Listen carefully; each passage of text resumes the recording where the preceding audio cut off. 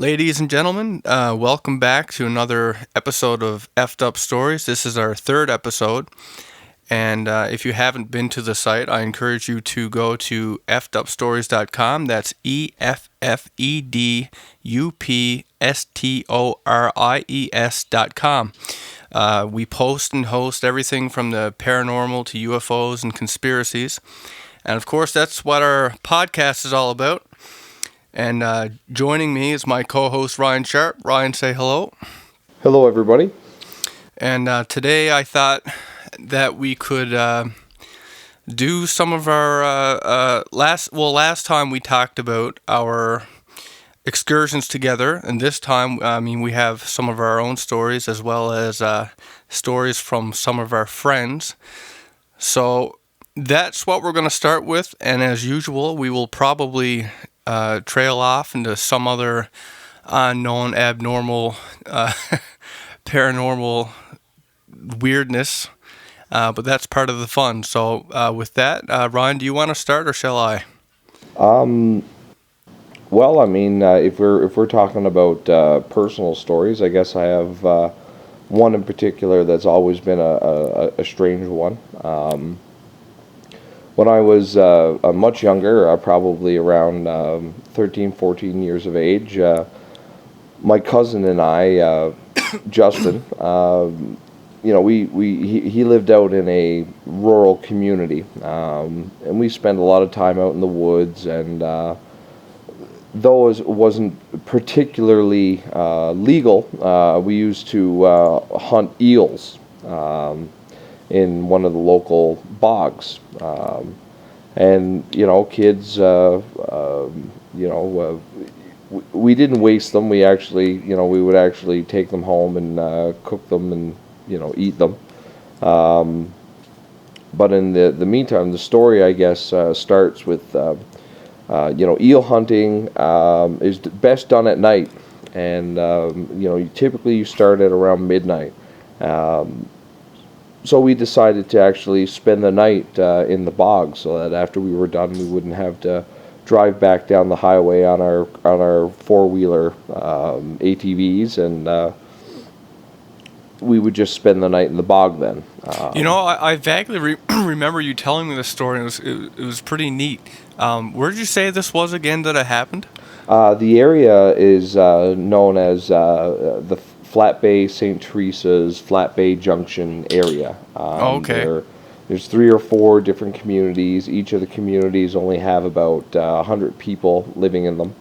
And aren't they some of the most interesting communities? The ones that the smallest towns all seem to have like some of the most interesting stories.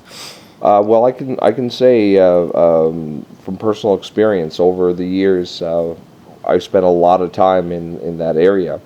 And you do hear some of the strangest tales. I remember seeing these little communities, just a collection of 5 or 6, squat buildings, just kind of put together with scrap materials, all on the edge of the ocean. Not even a real community, no power, no electricity, just shacks. Yeah, the kind of thing you see when you're driving out to St. John's. Something similar, but even more remote. No roads, no access other than boat or all-terrain vehicle. Okay, so going back now, so you guys used to eel hunt, and you can just take it from where you were. On this particular night, on the way out there, there was this little stretch of, it wasn't really highway, but stretch of road that you'd have to, you could drive on, rather than driving through all the backwoods. And on the way there, we decided to stop at his cousin's house, no relation to myself, on the other side of the family, though I knew the people quite well. And we stopped, a small town. It's kind of, customary to stop in and have a cup of tea and a chat with the people. And while we were there, Justin's cousin related a tale to us about him and his friends when they were eel hunting years previous, of a light that they had seen in the sky. And at first they thought it was a police cruiser shining a spotlight into the woods off of the highway, and high into the sky. So, just to get an idea here, is this similar? Like when you talk about a light in the sky, or like is it common out there? Like do they have the stories about like will o' the wisps and stuff like that? Oh, there's a very strong tradition of fairies and spirits and will-o'-the-wisps, and all those kind of eclectic folklore you get in small communities. However, as you know, the tale was related to me. At first, they're looking in the sky, they see this light, and they assume it's a spotlight from the police. And seeing as how eeling is not a particularly legal activity, they started to run away when the light descended right down into the bog, and they stopped and observed for a little longer, until it appeared that the light was a solid object, and that an opening appeared in the part of the object facing them, and they seen something moving inside. And at this point, the three young men decided that it was time to leave. In fact, as I remember, as the tale was related to me, one gentleman left his rubber boots stuck in the mud and ran home barefoot. Now, at the time, of course, my cousin Justin and myself took the story as one of jest, and perhaps in an attempt to frighten us from spending the night in the bog, because after he related the story, he explained that is why he never goes into that bog anymore at night, and that he thought that we were crazy for doing it. And of course, at the time, we thought, of course, this guy is just trying to scare us, and we're just a couple of young fellas. We were going to spend the night, probably our first time camping away from our families on our own, and just wanted to put a little fear in us. Yeah. So shortly after that, we finished up our tea and jumped back on our quads, and on the quad. We just had the one between us, and headed to the bog. It was just a short trip pretty much across the road from his cousin's house, into the woods. And after driving through the woods for a while, you come right out onto the bog. Now, the area that we used to go eeling, as we called it, or gaffing for eels. It's in the middle of this boggy wetland. There's a very shallow pond, with a few little shallow streams flowing into it. And one particular area, the ground kind of juts out in just a little peninsula out into the water. And we had decided to set up our tent there, as it's surrounded by water on three sides, and the one little narrow area that you could walk out. We actually parked our ATV right across it, so that you have to you more or less would have to climb over the ATV, or get in the water to get back and forth from our campsite. Okay. So we set up our tent. We get kind of wait around, because it's no good to start eeling too early, because they don't come out till around midnight. And so we waited until midnight and head out into the little pond, wading around in the water. And we were at it for hours, and we never seen not a single eel. So around probably 3 o'clock in the morning, we decide that's probably good, and head over to the tent and crawl over the quad and up to the into the tent, and that was it. So as we were, lying there, kind of snacking on some chips and joking around, we start drifting off to sleep. And I don't know. I think it was me first. I noticed it sounded like somebody walking. Okay, and like I guess you'd expect to be far away from where people would be. Well, this area is completely isolated. I mean, the area that we were in, like in the immediate area, there probably were only about 50 people live there. A lot of older people, and definitely not a spot that you would be just happening into at 3 o'clock in the morning. Did you figure it might have been Justin's brother out to give you a scare, or? Well, at first, yeah, we thought, definitely this was Justin's cousin, Frankie, and after lying there for a few minutes listening, or a few moments, I should say, listening. Now, at this point, I had brought Justin's attention to the sound, and as we're listening intently, we hear what sounds like laughter, very quiet, high pitched laughter, and it sounds very close to the tent. So we immediately grabbed the flashlight, which was a large torch light, Yeah. and jump out and turn the light on.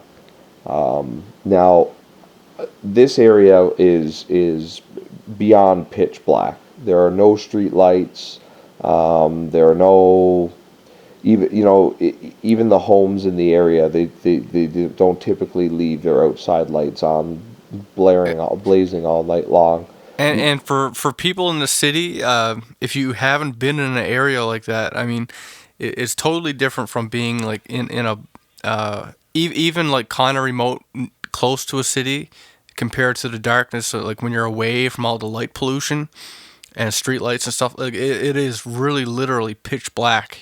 And yeah, like not you would not be able to hold see your hand in front of your face. However, when you turn on a large torchlight, such as the one that we had, it's almost like daylight, comparatively speaking. Everything lights up and all around you. And we were very quickly able to establish that there was, and if you've ever been in a bog, it is a wide, flat, wide open area, not a place that you're going to be walking around without some kind of light. There's lots of places to trip and fall into the water, lots of things to hurt yourself on. Gnarled, spiky branches from dead trees. You definitely would not be walking around unless you had night vision goggles. You would not be walking around without a light. And of course, after jumping out, we don't see anything. We don't hear anything. We're thinking, okay, either imagination or it was an animal, or so back into the tent. Well, we're not lying in the tent for more than 5-10 minutes, when we hear rustling and what sounds like footsteps, like light footsteps right outside our tent. Now, I can't stress how inaccessible the little patch of land we were on was. I mean, we're talking about water that's up past your knee. It's probably about thigh high, on three sides of us, and the only narrow, I mean, the strip of land that led out to that little patch of ground sitting out in this little pond, that you walk on. It's only about 6 feet wide, and with the quad parked on it, you'd be hard pressed you basically would have to climb over the ATV in order to get to our campsite. So So that base. the fact that there was something walking around like right outside of our tent on, and there might have been maybe 2 feet before, like from the edge of our tent to the water Yeah. on all three sides. Okay. So like, and it's almost a chance thing. Like the idea of someone just by chance showing up there. I mean, they'd almost have to have a reason, to go. They're like people who knew you that want. Oh, definitely. There's very very small chance of somebody happening upon you in an area like that. Okay. So this continued, and the second time that we heard this noise, we very clearly heard the laughter. The second time, there was no ambiguity to it, and it for all, I mean, as much as I can describe it, it sounded like the laughter of a child. Okay. So immediately, when we dove out, my cousin swung around the corner of the tent to look behind into the side of the tent, which is right where we heard the sound, with his torch. And I had the keys to our ATV, and I immediately jumped onto the ATV and turned the key, which lit the entire bog up. Almost, the torch had nothing on the quad lights. And we could see the entire area for 100 feet pretty much in every direction. And Okay. we sat there in the complete blackness, complete silence. The only thing that you really would hear is the soft trickling of the water, because the water didn't move very quickly at all. So it was just the slight babble of the water and the buzzing of insects. And at this point we're pretty scared, but we're still believing that it was either his cousin, or maybe his father came out to check on us, or something like that. And but we really don't understand how we're not seeing anybody, because the quite honestly, it sounded like whatever it was could have easily reached out and just like touched the tent from where it was standing. Like there was no more than 2 feet of ground between the tent and the water. And it's funny that like you mentioned, it sounded like children laughing, and I seem to recall that often fairies are referred to as the same way, like with the laughing. Well, yeah, I do believe that is a common theme in fairy mythology. And it's worth pointing out too, because those who are ignorant to like where the real term of fairy comes from is not like TV with this girly winged Tinkerbell kind of a image. It's actually they can be pretty evil little. Well, you got a better description than me. Let's have Well, it. fairies typically in most, I mean, it's largely European mythology, but if you ask anybody from any country, there's fairies and little people, and Africa, all throughout Asia, pretty much every part of the world has myths about these creatures, and they're almost always depicted in a somewhat of a sinister light. They don't like people in their forests, or they don't like people in their rivers or the areas in which they frequent, and that they're notorious tricksters. They seem to enjoy to terrify people, and many of the myths include some sort of physical debilitation that they can cause, from blindness to deafness. And I seem to recall stories like, from a cultural stories, even from Newfoundland, years ago, like when parents, if they had to send, like we're talking about before there were streets everywhere, and parents who sent their kids, like say they had to take a route through the woods, they would give them breadcrumbs, and the whole idea behind it was almost like An here, offering to the fairies. like take my breadcrumbs and let me pass peacefully. And so, I mean, you're perfectly right. There's many traditions in that light. Now, of course, at the time, though, I'm sure that both of our minds ran back and forth from little people to ghosts to monsters to trying to rationalize it as our friends or family. It still was terribly unnerving at the time, and I do recall that there were at least five, I believe, five separate incidences where we went into the tent, heard the sounds and the laughter directly outside the tent, only to jump out. And each time, we kind of modified how we were approaching the situation to where the last time we didn't even lie back down, because sometimes it was intervals of like 15-20 minutes before we would notice or hear something. Typically we were actually starting to drift off to sleep again after kind of rationalizing it away and lying down, and then we would hear the sounds and the laughter and we would leap back up. Well, the very last time we merely sat at the front of the tent for what felt like hours, but what was probably only 10-15 minutes. Okay. And when we heard the sounds again, we leapt out and turned all the lights on, and again, absolutely nothing was there. So finally, we decided that it would be best just to ignore it, and that we would catch some sleep, because it was at this point it was getting close to 4:30, 5 o'clock in the morning. The sky was going to be getting bright soon, or was just starting to get bright, so we turned in and went to sleep. And I remember we woke up really early, like 7 o'clock in the morning.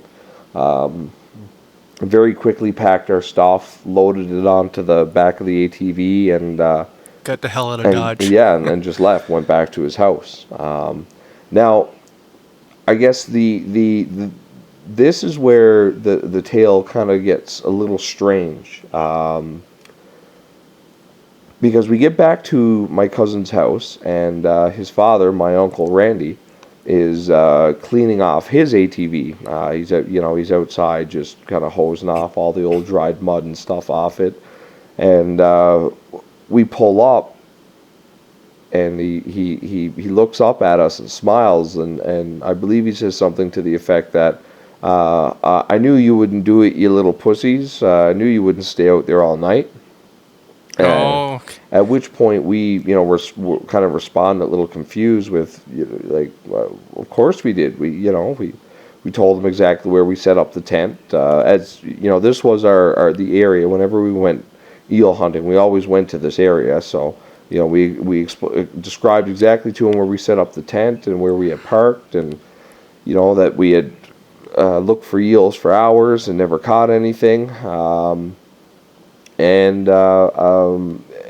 At which point he denied that we had done what we said we had done, and explained to us that only a couple hours before that he had been out there to check up on us, and he didn't see you guys, and that we were nowhere to be found. Now, as I said, this area is extremely familiar to us. It is the only area where we've ever gone eel hunting, and I mean, my uncle was the one who took me eel hunting for the first and every time I've ever gone. And this was, the only time I had ever gone eel hunting without him. And so there was no mistaking the area we were. However, he vehemently denied that we were there, and said he had assumed that we had gone back to Frankie's house and spent the night there. And of course, we denied that and said that he could call Frankie's dad and ask him if we, had chickened out and gone back to the house. But And to this day, he still claims that he went out to check on us and we weren't there. Did Now, you ask him about like the stuff that you guys heard? well, at the time, no, we really didn't. We never said anything to anybody about it because we knew that everyone would just say that we were being foolish and we had imagined it. So, at the time, I remember we kind of looked at each other and gave each other weird looks, like, what is his? Because his dad was always a bit of a joker, but when he was being serious, he was, there was no trouble to tell he was being serious. So let me ask you, did he know the spot that you were talking about? Like he knew He knew exactly where we were talking about, that And we there had was, set the tent, like where we had explained that we had set the tent up. and it was not possible that you guys went to a different spot because you guys knew it well. And that was the only spot we knew where to go to even hunt eels. Okay. Well, it's interesting just because, I've also heard stories of, kids disappearing and stuff like that, to do with the fairy folklore. And again, there we have the ritual of the breadcrumbs, to prevent it. Well, I think for myself, anyways, one of the most interesting things looking back on the event is how, after that, you would think that after a situation like that, that the both of us would have been very talkative to one another as to trying to figure out how his father would have came out there and not seen us, when it would have been impossible to miss the quad and the because according to him, he had come out once in the very, very early morning hours, right before the sun really comes up, but the sky was light and you could see your way without using a flashlight or anything. And furthermore, I mean, I guess if he came out, he would have to use a flashlight himself, just to see where you guys were. So you would see light. I mean, you guys were awake, obviously. So you would probably see a flashlight or something like that at some point. Oh, it would have been unmistakable. I mean, if anyone was approaching from anywhere within, a kilometer of where we were, we would see them, because there's absolutely nothing to get behind. I mean, unless they jumped into the water, there'd be no way to hide, unless they were able to, preempt us emerging from the tent, and even then, you would likely see the glow of a flashlight quite a ways away, even through the tent, as it's absolutely pitch black out there. Yeah, I would reckon that it would stick out like a sore thumb. Yeah, there'd be no mistaking somebody approaching. Now, interestingly, he explained that he had driven out there on his ATV and had not seen us. So one would imagine that we would have woken up if an ATV had driven by anywhere close to where we were.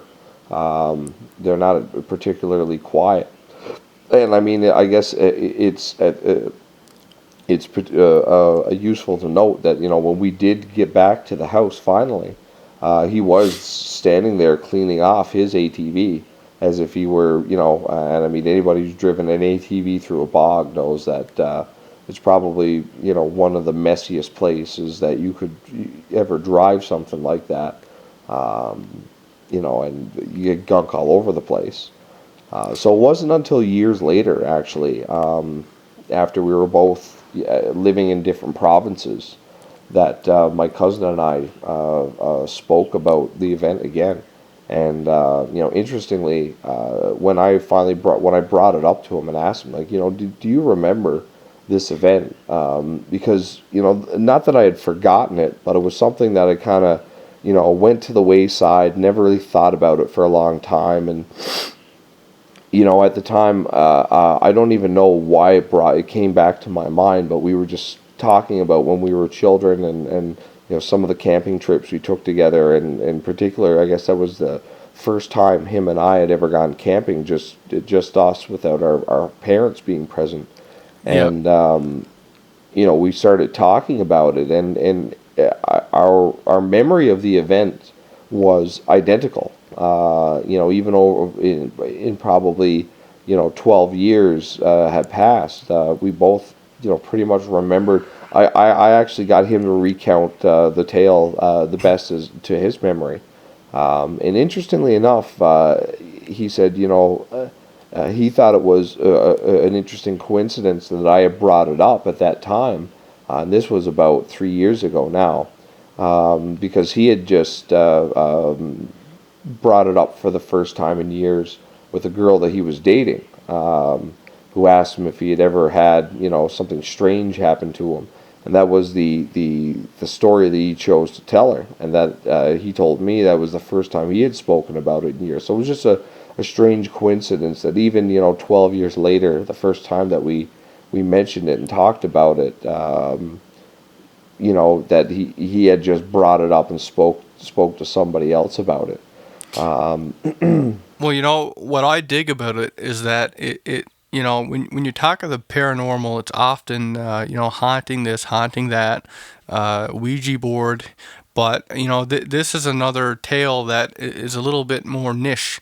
You're talking about, this is something that often comes up in folklore. I mean, if that's what we're talking about, but, for all intensive purposes, that's what it sounds like. It would be like a fairy. And not just a fairy, but there's a concept of I don't know if you'd call it other dimensional, but somehow, I mean, if in fact your uncle went to the same spot as you guys were to, and neither neither one of which had seen each other, obviously there's something else going on there, right? Well, I think for myself, one of the most interesting aspects of the story is or of the event, I guess, is the multiple layers there are to the situation. We have Frankie's tale that at the time we took to be mere fabrication about him and his friends seeing a light in the sky, which ended up landing in the bog about 200 feet away from them, Yeah. and then opening up with some sort of occupant or who begin to emerge from it. And then there's this situation with Justin and myself in the same bog in pretty much the same area. Because that's where that's a spot. That's where you go and hunt eels. I mean, people set eel traps there. I remember there was an eel trap set up in that area. That we were So I mean, people do go there. They know of it, and I guess it's avoided as I come to find out. It's avoided just I guess during the night. Well, And I guess that, and then also you have this possibility of missing time. I mean, I personally don't recall any missing time, but it's funny you say that, because that's immediately what jumped in my head, and I had to change it to, when I questioned about it, to other dimensional, because I don't know why, but I mean it doesn't actually fit the profile of missing time per se, but for whatever reason you kind of think to that angle. well, yeah, because generally missing time is reported by people who were traveling somewhere, and it's like they passed this little town that's an hour away from where they were headed, and then all of a sudden they're it's 4 hours later, and they're like right outside of this little town, and they don't know where all this time has gone. But for us, it was we had finally decided that the little voices and the footsteps that we were hearing was something not something not to be worried about, and that it was time just to go to sleep. It's kind of counterintuitive to think that you would have these weird sounds outside your tent, and that you would decide that it's time just to lie down and go to sleep. And that's pretty much what happened. You know, after an hour of being, because we were pretty much asleep when we heard when I heard the first sound, and then for the next hour we sat there trying to catch whatever it was unsuccessfully, and then just deciding that, well, let's just lie down here in this tent and go to sleep. Well, the funny thing about that is that it's an often a similar thing for abduction cases, for people who've been supposedly abducted by aliens, is that they they had this experience, or maybe they only remember seeing the light or whatever, but they often, like on camping trips in particular, and I'm thinking of a specific case that was on Unsolved Mysteries, but it was like 5 of them or something like that, and after this whole thing, 'cause they were out in a canoe, and after this whole thing, they go back and they just go to bed, and they don't talk about it. I actually, I'm familiar with the story that you're talking about, and Yeah, it was a very it is something that I guess is attributed with the abduction phenomenon, which, I guess is an interesting point. Is there a correlation between the ancient stories and fables of fairies and little people and that of alien abduction? I mean, Yeah, and is it possible? I mean, going as far as to talk about abductions, not that it sounds like one, but if you were to go that far, I mean, you're not there when your uncle shows up, right? and according to him, not only were we not there, but neither was our tent or our ATV. Well, there you go. So with that said, we're going to take a short break. After which, I'm going to tell you a story about a UFO and a strange light. It's a story actually that I was told by a friend of mine when I was out in Stephenville. But first, during the break, I'm going to play you In Apathy. It's a song very, very relatable to today's people, and the idea that we really don't give a shit what's going on. We just sit back and let it happen. We let the world go to war. No one really knows anything but what's on the latest news or entertainment. We're all kind of brainwashed zombies. So anyway, we'll be back in a few. Enjoy the song.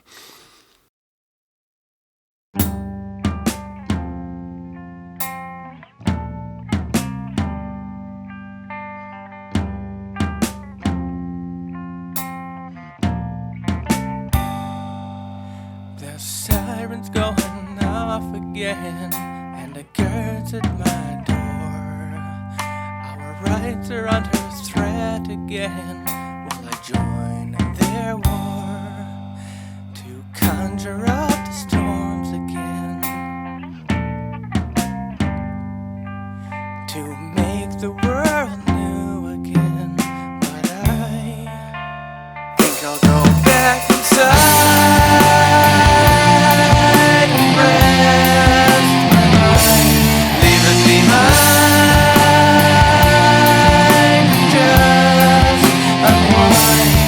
I'm safer when I'm blinded and finding my apathy.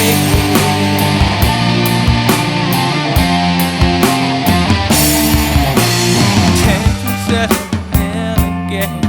There's a mob at my door. The monsters are loose again, storming our shores. It's time to wake.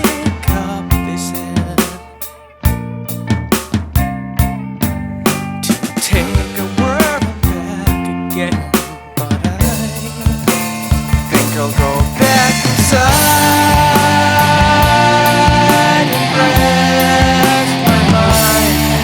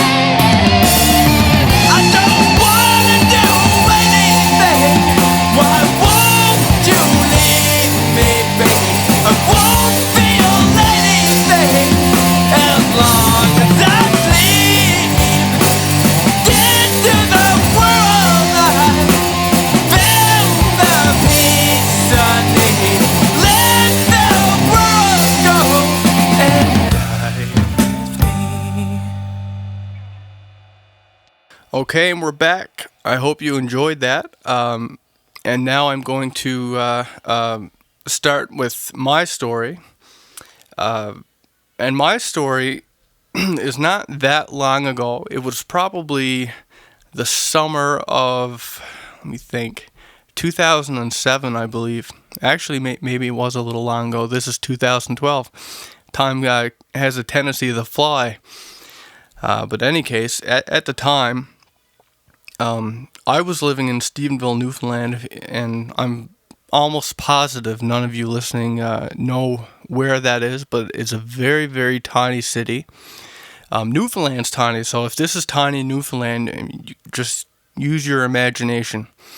But in any case, I was out there doing a music industry and performance course, and my wife was doing an office administration program, and this was during the summer. So in between which I was working as a waiter at Pizza Delight, and she was working at Canadian Tire, and this was maybe the middle of the month, or no, scratch that. I think it was probably early August.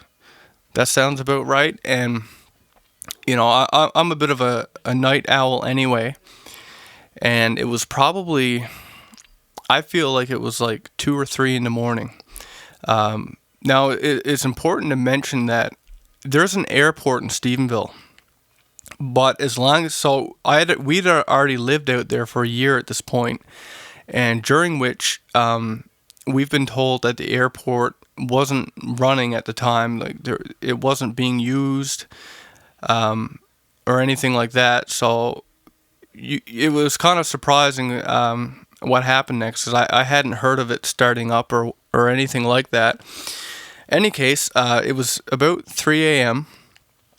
and I was trying to get to sleep, and I don't know if I was half asleep or just frustratingly trying to get to sleep, when I heard a huge roar over the apartment we were in, and it was it shook the apartment. It sounded so close, and it was just so odd, because we had never heard planes out there, because the airport was supposedly shut down or whatever.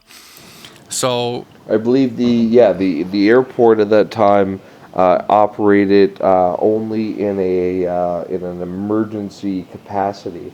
I think the only time it was used in recent time was during 9/11, oh really? when many airplanes coming from Europe, the only stop that they could make in the transatlantic flight is Newfoundland. Several planes were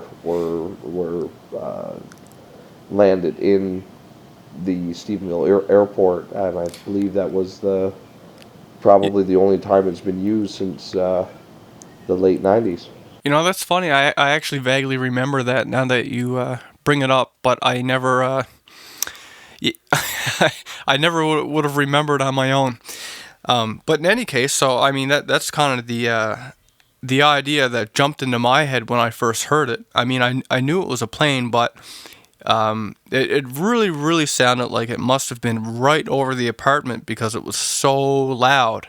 And so, I wasn't asleep yet. It kind of piqued my curiosity, so I jumped out of the bed, and I went up and I looked out our bedroom window, which you could see.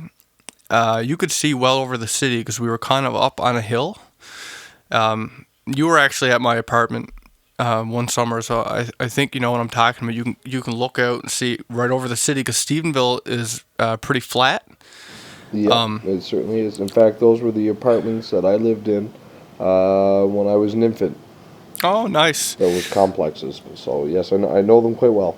Okay, so I jumped out and I looked out the window, and I could see the airport, and the plane had already landed at this point, and they had a bunch of these. I expected to see red lights for emergency lights, but they had a bunch of blue lights, and like it was kind of, you could see it all the way down the runway, I guess, and all around the place. It was very, very obvious, and I was curious about it, and I woke my wife up, and just, thinking about it now, I'm lucky I didn't get my head chewed off, but, she got up and we stood in the window and kind of gawked at this thing, and spent quite a bit of time just, watching it and kind of questioning, like, what do you think it is? Do you think it's an emergency landing? Do you think, and like she was jumping all these kind of really drastic things that could have happened, and over time, we kind of, just started chatting in general. Were there now? Do you remember there being any emergency vehicles like fire trucks or ambulance or Nope, anything like that there that was indicate emergency? there was nothing like that. In fact, I don't even know why we stood there as long as we did, but I feel like at least 20 minutes or more passed where we were just kind of just generally chatting. Is like, why didn't we just go back to bed, right? But it was almost like you could still hear the jet engine, and we were waiting for something to happen, maybe subconsciously. And so we were just chatting, and at some point the engine turned off, and at this point you could hear a pin drop throughout the city. I mean, Stephenville. I mean, it's tiny. At bedtime, at 3 in the morning or whatever. Generally, there's nobody out. There's nothing open. It's just someone shouts down on Main Street somewhere. You can hear it all over town. So when the plane turned off its engines, you could really hear anything, and for whatever reason, we just continued to talk. And So did you have your window open at this point? I think it was because it's summer and it's hot anyway. I think we would have had it open anyway. But here's where the story gets really interesting. Is like 3 lights on an object, and to be honest with you, I can't remember exactly what colors they were. Like when I sat, I actually wrote this story for the effedupstories.com webpage, and I really, really thought about what color the lights were, and if I'm being honest, I have to guess because I can't remember, but I know it was 3 different colored lights, and I know that they weren't just like red and blue.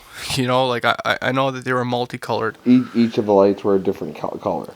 Exactly. Okay. And I remember when I watched it as it came in, it was kind of on an angle, which made me think that maybe this was a helicopter of some kind, like like it was a little bit different because often see those kind of colors on a helicopter, but I was thinking like where the nose of the helicopters usually kind of dip down as they're going forwards. Okay. I was trying to rationalize, like, yeah, that's why the lights would kind of be angled in that way, right? Generally, the lights are along an even plane, and you're Exactly. saying that they look like that part of whatever craft these lights were attached to were up, pointing up, and part of it was pointing down, and it was Exactly. all. It looked like it was on an even plane tip, like a seesaw. Gotcha. Right? So this thing flies over to the airport. So, I'm thinking it's a helicopter. And then it hovers over the airport, and it just sits there hovering. And some time actually passed while it was hovering there. And, So what are we talking, like 5 minutes? Oh, God. I can't give you an exact number, but I just remember when I was watching it, it felt like it was there for a little bit. Like it didn't just sit there and go on. It's as if it went there for a reason. And like at first you'd think like, well, maybe someone was injured and that was on the plane maybe, and like this was like an emergency health. A helicopter to bring someone to the hospital in St. John's or, something like that, That would have made sense, right? Yeah. But the helicopter never landed. It never went down very low at all. We never seen anything. Now, do you remember hearing like the whumping sounds of a chopper blade, or? Well, that's the fun part. I'm gonna get to that last because that was something that really was telltale for me. But you know, the helicopter, it hovers for so long, and then it starts to fly, I guess, towards where our not towards our apartment, but like outside of that side of the window, if that makes sense. Like we're kind of on an angle, so it's flying towards us in a way where it's not directly towards us, but it's going to pass where we could see out the window. Does that make any sense? Yeah, so it's going to pass directly along in front of your field of view.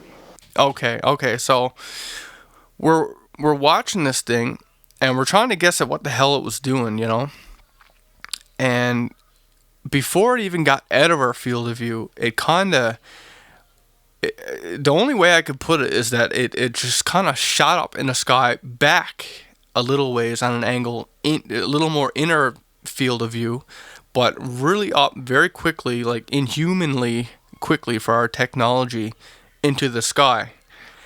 And that's the moment when we were like, holy shit, what was this thing, And because before this happened, I mean, like I said, we were kind of jumping to different possibilities of what it could be. I mean, the whole thing kind of seemed strange from the get-go. I mean, we could rationalize it as things that make sense, but it did seem out of place. I mean, like the airport's not normally open, blah blah blah.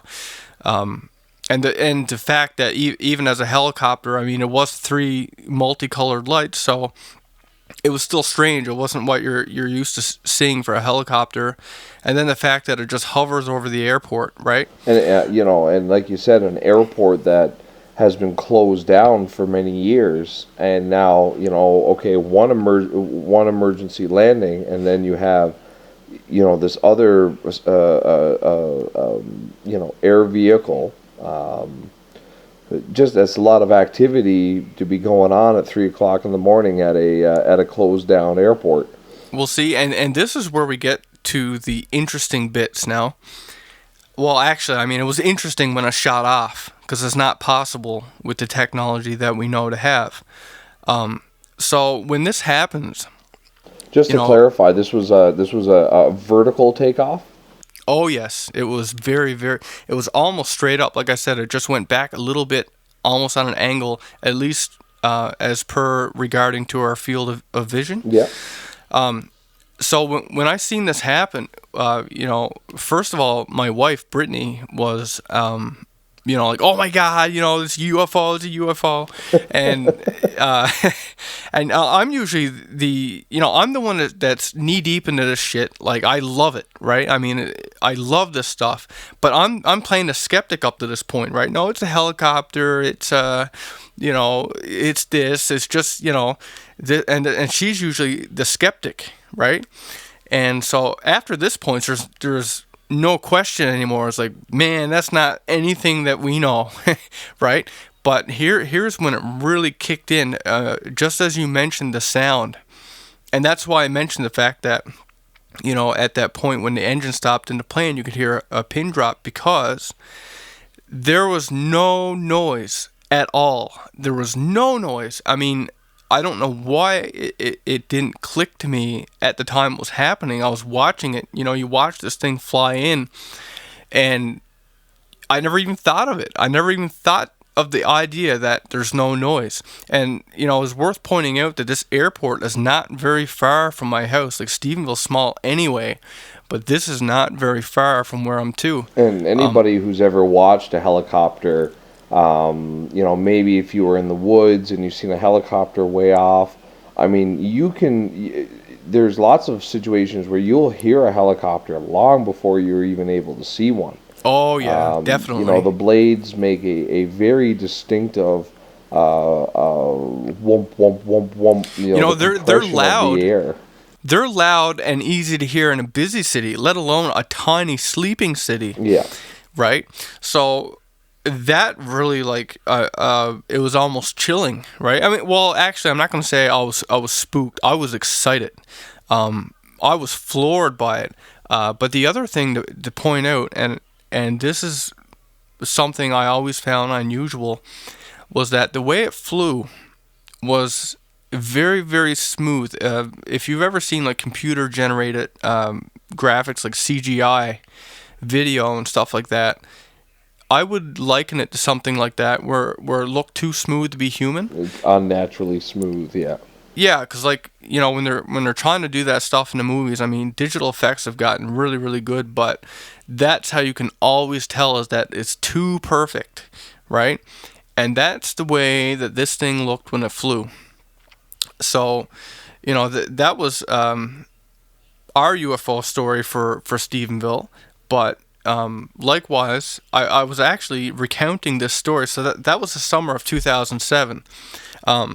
When the school year started again, and my old buddy Lenny, he went out to do a digital animation course, and I spoke to him here and there, and one time I was talking to him, and I told him this story, so this was probably like winter 2007, I would say, getting close to Christmas, and I told him, what I had seen the summer, and he told me, and now he was staying at the actual dormitory of the college, and he was telling me that him and a couple other guys and the janitor were, I guess, around, like, they got a hallway, like, with these windows you can see out into the city or whatever. And he said they were there and they seen like these three lights in the sky, almost making of a triangle. And one of those lights in particular, it was moving and blinking in and out, and these weird patterns and stuff in the sky. And he said one of the guys that was there, he was a younger guy, because Lenny's a bit older than me. So when Lenny was in college, he was probably close to 30, right? Yeah. And he said that it was enough going on that this little guy that was around, like, I guess Lenny knew him from around the actual room he was staying in. And he said, man, that kid was really spooked. He was over to him, almost acting like, oh my God, as if to protect him. It's like, what is that? What are we gonna do? And Lenny said he was spooked out, but I guess the part that got to me was when he said, he kind of turned and looked at me and he said, if I had to guess, if I had to try and explain it, he said, I would guess that light, it was alive, or it could think. It wasn't just a light in the sky. It's like it was intelligent. It was watching them. It was moving. It could think. So was this event coinciding around this, or was this did this happen in the winter? Well, this actually happened, I guess, within the first couple of months, I think, of his semester. So, it was at least a month, if not two or more, after my experience. Okay. I guess it's worth to note at this point that the town of Stephenville, it originally was if I'm not getting my facts mixed up here, a military base, an American military base during the Second World War. I've actually seen that base. I'm sure you have too. Well, the whole area is still pockmarked with underground camouflage bunkers that have been, built into hills, or large bunkers have been constructed and buried over and covered with sod so that they just look like a hill. Well, that's just it. It actually, even if you're close to it, if you're not standing at an angle where you can see like the doors to get in, yeah, it actually looks like a hill. Like it's got, grass and trees. Have you ever tried to get into one of those things? I thought of it. I'm gonna tell you, I was tempted. Being a curious guy. I mean, it didn't look like they had a big lock on it, but I didn't. I tried when Um, I was a kid. Actually, my cousin Justin and I, like I said, I was originally born in Stephenville. However, I moved out of there as an infant. But the area that St. Teresa's Flat Bay and Flat Bay Junction is in is actually only about 45 minute drive down the highway from the Stephenville crossing. So a lot of people from that area will, spend time in Stephenville, and as I spent quite a bit of time in the area, what they call the Grand Banks area, okay. and that's there are several of the bunkers in particular that are lining the Grand Banks. And I, as a child, I remember going up to them, seeing the radioactive symbol, and trying to kick the door in until my Well, parents caught me. that's interesting actually because I actually remember being there because it wasn't that long ago for me. Actually, me and my wife we found this nice walking route. Um, actually, a couple of those shots are in one of my music videos for this disinterment. But anyway, we used to walk this route, and at some point you come down to where a couple of these bunkers were, and I don't remember seeing a radioactive symbol on it when I was there. I remember actually, honest to God, the lock on the door was like a padlock. Like, not very secure at all. And in fact, I don't know if this is true or not, but there was a buddy in doing the recording course that I talked to sometimes, and he told me, I don't know if you've heard of this either, and I don't know if it's true, but he said that Stephenville years and years and years ago, I guess within around the time of the World War or whatever, had been sprayed with Agent Orange. And that's a creepy thing to think about because Well, it wouldn't surprise me because I believe initially the entire township was established by the American military and was merely being used to in fact the housing that you stayed in, I yeah, believe, was the base housing for the families. that's crazy because as it happens, I was just reading a story recently about this couple. Um, I can't remember if it was the husband or the wife or someone died, and it was because they lived in a place that had been sprayed with Agent Orange, and they had a time limit, I believe, to contact the government or fill out some kind of form, and that the government would pay for the funeral services and stuff like that, right? And they were late by like 10 days or something like that, and they didn't get it. But the idea that you could be living around the stuff, you can't see it, you can't smell it. Well, I do Me, believe there's been quite a bit of controversy surrounding the dumping of barrels of toxic materials. Some claim to be, barrels of that are filled with clothing and equipment that's become infused with radiation, and other radioactive materials that are sealed up. But basically, the clothing that somebody would have worn while they were handling radioactive material is then taken and put in these barrels and then sealed away in these bunkers forever. And that when the Americans finally pulled out of Stephenville completely, that they dumped a lot of this radioactive, like a lot of these barrels of toxic whatever into the water, into lakes oh wow. and around the area. So there's been, I guess people have claimed they've gotten sick from the water, swimming in certain water, drinking water from certain lakes and area in the region.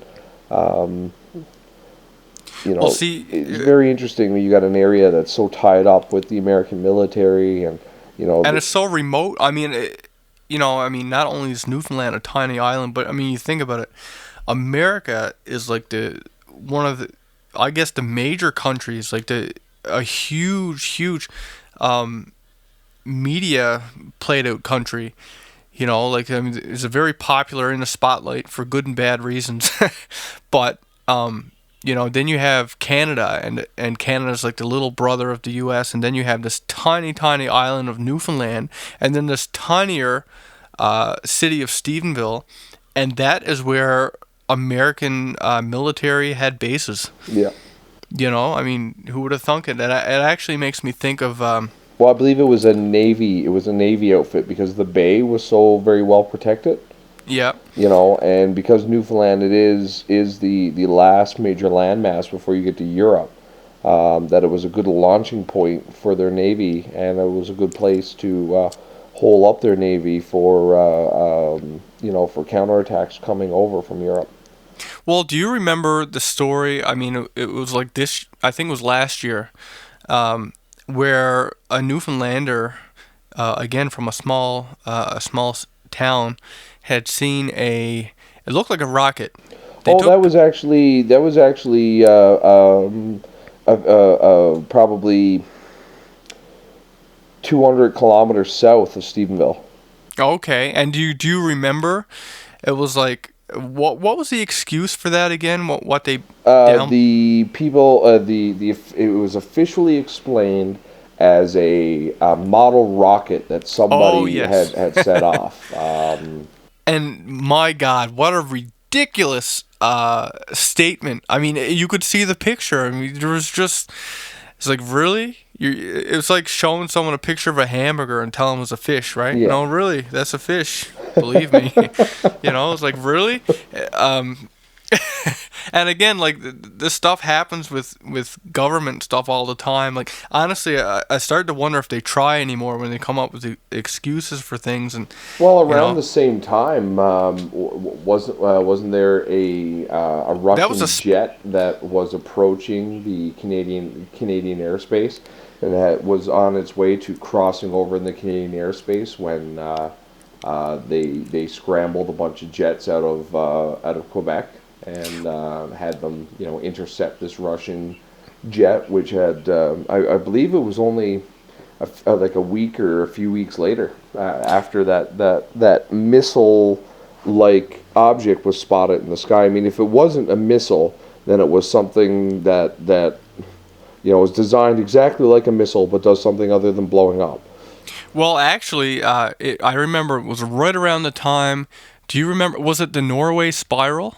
I Yes, mean, yes. yeah. That. I mean, I remember seeing that the first time I seen that picture.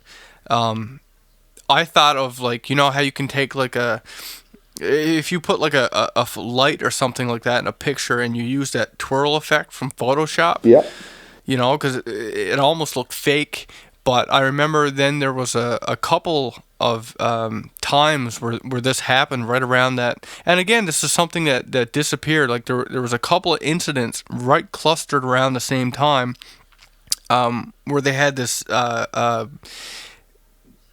spirally light, like as if from a rocket or something like that. I remember there was some kind Well, of. I believe that was like the official explanation that was given was that it was a failed rocket test, which had spiraled out of control. Now, I mean, I'm sure a rocket spiraling out of control does create a spiral shape of smoke in the sky. However, no one was ever able to give a believable explanation as to how a rocket would create a perfectly symmetrical spiral that not only was it a spiral in the sky, but the spiral actually rotated, was illuminated a very distinct blue color and remained in this very visible in the sky for a long period of time. Well, And I mean, it was only a couple of days after that that a giant pyramid was filmed over the Kremlin. well, my thoughts on the spiral was that, I mean, let's say, like, I'm not a scientist. I don't work at NASA. So I can't say that, if they have a scientist come out and say, yeah, this is what caused it. I mean, I can't really debunk it. But I can say that, we got like 100, well, how many years have we got with rockets? You know, Oh, a lot. easily 100 years from the early. I mean, the Chinese have been using rockets for 500 years, sure. Okay, so you'd think that this would have been a documented case before this, tiny sliver of time. We're talking about a handful of cases clustered together in this tiny, 1 year, a couple of months, and this is the only time that we have it documented that it happened. Yeah. Right? I mean, what are the odds of that? Right? Now, with that said, it looks like we have run out of time. So I'm going to say thanks for listening, and I hope you enjoyed the show. I'm actually already kind of itching for our next show now. I got a couple of ideas.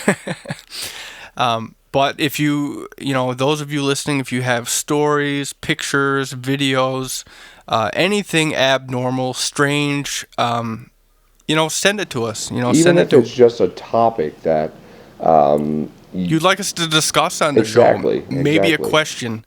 Whatever it is, send it to will@effedupstories.com or ryan@effedupstories.com. We will either feature it on the website or we'll talk about it on the show. And if your story fits into our theme of things, we will post it anyway. But what I mean by featured is that if it particularly tickles our fancy, it'll go right up on our front, banner thing where you could see from every page. Everybody will check it out. And if you feel that there's something on the site that isn't featured and should be featured, feel free to send us an email about that too. Yeah, If there's things on the website that are that the people demand to see more of, then we'll do our best to provide. exactly. And, stop by the forums, discuss all things paranormal. And of course, if you like the music I played earlier, you can check that out on my artist website, doortoanima.com. That's DOORTOANIMA.com. And with that said, I hope you'll join in for our next episode. And thank you very much for listening. My name's Will Pender, and have a good one. And this is Ryan Sharp signing out. Have a good one, guys.